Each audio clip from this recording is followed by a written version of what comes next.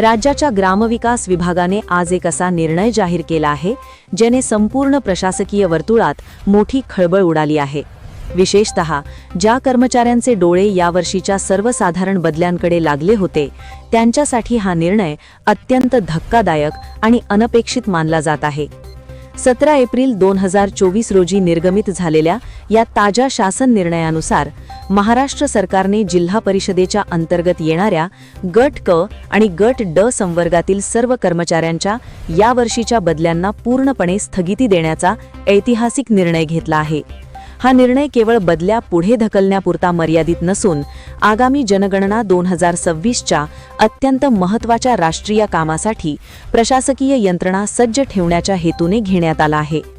ग्रामविकास विभागाच्या उपसचिव वैशाली डिगे यांच्या स्वाक्षरीने हा आदेश सर्व जिल्हा परिषदांच्या मुख्य कार्यकारी अधिकाऱ्यांना धाडण्यात आला असून याची अंमलबजावणी तातडीने करण्याचे निर्देश देण्यात आले आहेत।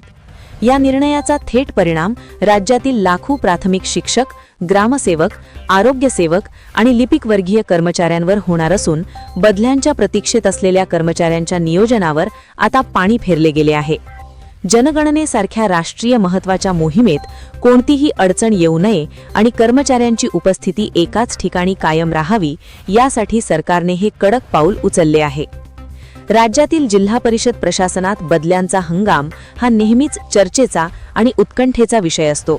दरवर्षी मे महिन्यात होणाऱ्या या प्रक्रियेसाठी कर्मचारी महिनाभर आधीच आपली कागदपत्रे आणि विनंती अर्जांची तयारी करत असतात। मात्र यंदा चित्र पूर्णपणे वेगळे असणार आहे।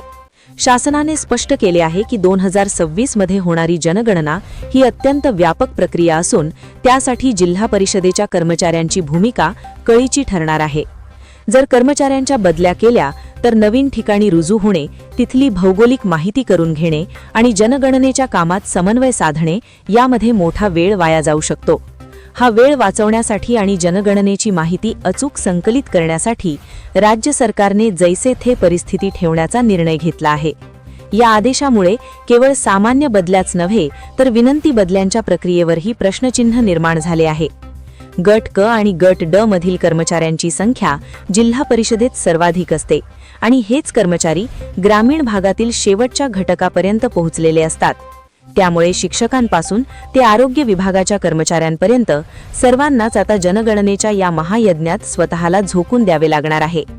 शासनाने या आदेशात स्पष्ट नमूद केले आहे की जनगणनेच्या कामात कोणतीही कसूर खपवून घेतली जाणार नाही आणि कर्मचाऱ्यांच्या बदल्यांमुळे या राष्ट्रीय कामात व्यत्यय येऊ नये हीच मुख्य प्राथमिकता आहे। त्यामुळे आता यावर्षी कर्मचाऱ्यांना आपल्या सध्याच्याच मुख्यालयी थांबून शासनाचे पुढील आदेश पाळावे लागणार आहेत। या निर्णयाचे पडसाद आता संपूर्ण राज्यात उमटायला सुरुवात झाली आहे। अनेक कर्मचाऱ्यांनी आपल्या मुलांच्या शाळांचे प्रवेश, घरांचे नियोजन आणि कौटुंबिक सोयीनुसार बदल्यांची आशा धरली होती। मात्र या नवीन जीआरमुळे त्यांच्यासमोर चिंतेचे वातावरण निर्माण झाले आहे। दुसरीकडे प्रशासकीय दृष्टिकोनातून हा निर्णय जनगणनेच्या अचूकतेसाठी फायदेशीर ठरणार असल्याचे तज्ज्ञांचे मत आहे। जिल्हा परिषदेचे मुख्य कार्यकारी अधिकारी आता या आदेशाची कडक अंमलबजावणी करण्यासाठी जिल्हा स्तरावर स्वतंत्र सूचना निर्गमित करण्याची शक्यता आहे। विशेष म्हणजे या आदेशात शिक्षकांचा उल्लेख स्वतंत्रपणे करण्यात आला आहे, कारण जनगणनेच्या कामात शिक्षकांचा वाटा हा सर्वात मोठा असतो।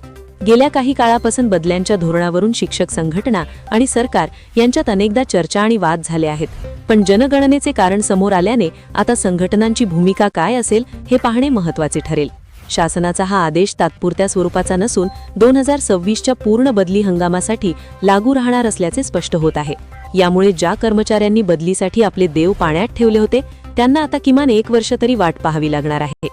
ग्रामविकास विभागाच्या या निर्णयाने हे स्पष्ट झाले आहे की सरकारसाठी सध्या वैयक्तिक सोयीपेक्षा राष्ट्रीय कर्तव्याला अधिक महत्त्व आहे। या महत्त्वपूर्ण घडामोडीमुळे आता जिल्हा परिषदेच्या कार्यालयांमध्ये शुकशुकाट पाहायला मिळत असून बदल्यांच्या अर्जांची धावपळ थांबली आहे। महाराष्ट्र शासनाच्या या निर्णयाचे गांभीर्य लक्षात घेतले तर असे दिसून येते की जनगणना 2026 ही केवळ आकडेवारी गोळा करण्याची प्रक्रिया नसून आगामी दशकाचे नियोजन ठरवणारी महत्त्वाची पायरी आहे। यामध्ये जिल्हा परिषदेच्या कर्मचाऱ्यांची सेवा ही अनिवार्य स्वरूपाची असते। जर मोठ्या प्रमाणावर बदल्या झाल्या असत्या तर जनगणनेचे प्रशिक्षण घेतलेले कर्मचारी दुसऱ्या जिल्ह्यात किंवा तालुक्यात गेल्यावर पुन्हा नवीन प्रशिक्षण देण्याची वेळ आली असती, ज्यामुळे सरकारी तिजोरीवर आणि वेळेवर ताण पडला असता।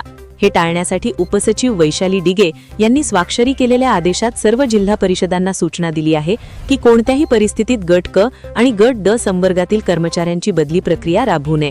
हा आदेश केवळ ऑनलाईन बदल्यांपुरता मर्यादित नसून ऑफलाईन आणि विशेष संवर्गातील बदल्यांवरही याचा प्रभाव पडण्याची शक्यता वर्तवण्यात येत आहे. प्रशासकीय कारणास्तव बदल्यांची मुभा काही विशेष परिस्थितीत राहील की नाही याबाबत अद्याप स्पष्टता नसली तरी सर्वसाधारण बदल्यांना मात्र पूर्ण विराम मिळाला आहे. या निर्णयामुळे बदलीच्या राजकारणालाही मोठी खीळ बसली असून पारदर्शकतेच्या दृष्टीने सरकारची ही भूमिका महत्त्वाची मानली जात आहे. मात्र कर्मचाऱ्यांमध्ये असंतोष पसरू नये म्हणून सरकार आगामी काळात काही सवलती जाहीर करते का याकडे सर्वांचे लक्ष लागून राहिले आहे. जिल्हा परिषदेच्या कर्मचाऱ्यांच्या बदल्यांच्या स्थगितीचा हा निर्णय राज्याच्या ग्रामीण विकास यंत्रणेवर दूरगामी परिणाम करणारा ठरेल. ग्रामविकास विभागाने घेतलेल्या या भूमिकेमुळे आता सर्व कर्मचाऱ्यांना जनगणनेच्या प्रशिक्षणासाठी सज्ज राहावे लागणार आहे.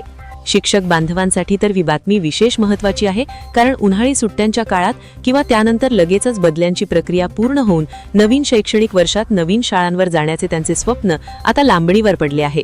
जनगणनेच्या प्रक्रियेत प्रत्यक्ष गणना करणे, माहिती संगणकीकृत करणे आणि ती वरिष्ठांपर्यंत पोहोचवणे या कामात गट क मधील कर्मचाऱ्यांचा अनुभव मोलाचा ठरतो. त्यामुळे सरकारने कर्मचाऱ्यांच्या या अनुभवाचा फायदा घेण्याचे ठरवले असून बदल्यांच्या गोंधळात ही यंत्रणा विस्कळीत होऊ नये याची काळजी घेतली आहे.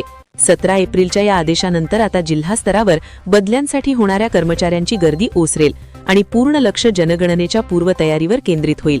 हा निर्णय घेत असताना शासनाने बदलीपात्र कर्मचाऱ्यांची यादी आणि त्यांच्या सेवा काळाचा विचार केला असला तरी सद्यस्थितीत जनगणनेला सर्वोच्च प्राधान्य दिले आहे. यामुळे कर्मचाऱ्यांनी आपल्या सध्याच्या कार्यक्षेत्रातच राहून जनगणनेची जबाबदारी पार पाडायची अपेक्षित आहे. या संपूर्ण प्रकरणाचा शेवटचा आणि महत्त्वाचा पैलू म्हणजे या आदेशामुळे निर्माण झालेली प्रशासकीय शांतता. दरवर्षी बदल्यांच्या काळात बदल्यांचे वेळापत्रक, हरकती, ज्येष्ठता यादी आणि त्यानंतर होणारे वाद यामुळे जिल्हा परिषदेचे कामकाज काहीसे विस्कळीत होत असते. मात्र यंदा या सर्व प्रक्रियेला स्थगिती मिळाल्याने प्रशासकीय यंत्रणा शांतपणे जनगणनेच्या कामाला वाहून घेऊ शकणार आहे. ग्रामविकास विभागाने या निर्णयाद्वारे एक स्पष्ट संदेश दिला आहे की राष्ट्रीय हिताच्या कामात कोणत्याही प्रकारची शिथिलता दिली जाणार नाही.